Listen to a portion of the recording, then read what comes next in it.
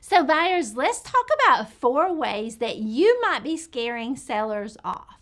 First of all, if you're sending in an offer and you don't have your pre-approval or your proof of funds, it is really hard for a seller to consider your offer seriously in today's market. So make sure that you're sending those 2 things.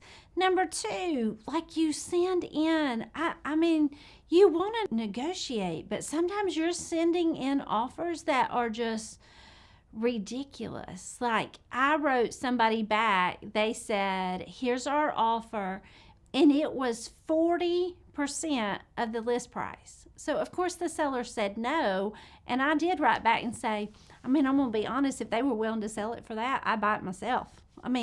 But you're cutting your negotiation off if you start too low. So think about, do you want to insult someone or do you want to start a conversation?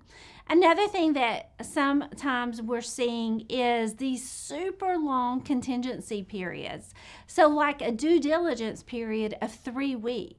Listen, it doesn't take 3 weeks to get a home inspection, and that is the main reason for due diligence. So if you've got too long of contingency periods, that can scare off a seller.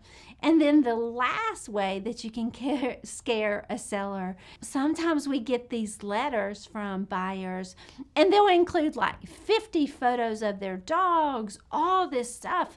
Listen, for a seller, that can be too much sometimes. So work with your agent and let's craft offers that doesn't scare the seller.